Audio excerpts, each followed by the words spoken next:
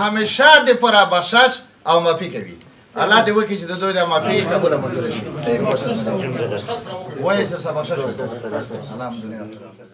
د روغې جوړې په یادو مراسمو کې دیني علما کرامو او قومي مشرانو د دواړو کورنیو له مشرانو مننه وکړه چې په یو ټغر سره کینی او د تیرې 10 کلنې دښمنۍ ته د پای ټکی ږدي. دوی د بخښنې او روغې جوړې پر اهمیت خبرې وکړي او د خلکو ترمنځ د بدیو په حل کولو کې هلې ځلې کړل خپل واجبه عمل وباله. دا جوال شاه دا د اډکی کله د مساخله ولسوالۍ اوسېدونکی دی. دا بل کوم یو نفر چې دی د اول بیت دا د مساخله ولسوالۍ د واوې اوسېدونکی دی. دوی ترمنځ کې ونه شخصا خو په تصادف کې د یو نفر په قتل ورسېده تقریبا 10 کاله کېږي. دا دواړه د خپله منطقه یې پرېښوه فرار شوه یو بل وطن ته لاړه چې اوسه پورې په نورو منطقو کې شپې سبو کوي. اخر د موږ د مشرانو د علما کرامو او د اوسني حکومت د چارواکو په هلو ځلو او موږ کومه مشرانو په هلو ځلو دغه ترمنځ بالاخره فیصله وشو.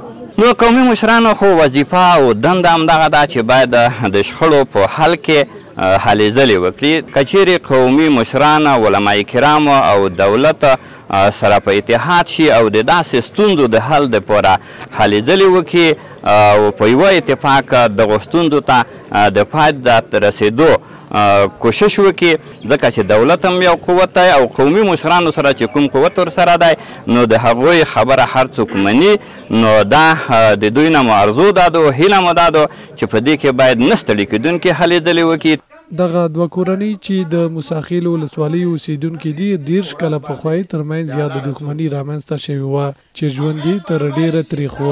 دغه راز جانبین خوښ دي چې د یادې بدۍ ختمولو کې ولایتي مسؤلین او قومي مشران لاس په کار کیږي او له دې تریخ ژوند څخه یې د تل لپاره خلاصوي او ډاډ ورکوي چې له دې وروسته به د سولې په ټغر سره کینی او د مینې او یووالي ژوند به ترسره کوي. اوس په ځان ډېر خوشحال یو د کومو نه مشرانو نه طالبانو نه د حکومت نه چې موږ تاسې څه په خوله کړو جوړې کړو ډېره مننه د حکومت نه د قوم نه به چې موږ تاسې څه په خوله کړو چې چاته پېښه نه وي هغو ته پته نه لګي. ډېر ډور شپه او ورځ ډېر مشکلات پېښېږي. بس خدای پاک د دا ستونزې چاته نه وي چې خدای دې عمرې د حال کوي که موچ حال شوه خدای دې تمام دنیا ته اتفاق ورکړي. خدای دې اسلامي بچیو ته اتفاق ورکړي. ستونزې خو ډېرې ستونزې ته مخامخ شوې والله خو څرې که شپې څه ورځې څه نستی وې څه خوری وې خدای پاک اوس خدای پاک سیخه کړه. یاد دی وی چې د موجوده نظام پر راتګ سره په ټول هیواد کې خصوصا په لوی پکتیا کې د دولتي مسؤلینو قومي مشرانو او سپینګیرو په ګډو هڅو سره تر زیاته بریده قومي او د کورنیو ترمنځ خړې په دوستۍ بدلې شوي او حکومتي مسؤلین ډاډ ورکوي چې داسې فعالیتونو ته به لا دوام ورکوي.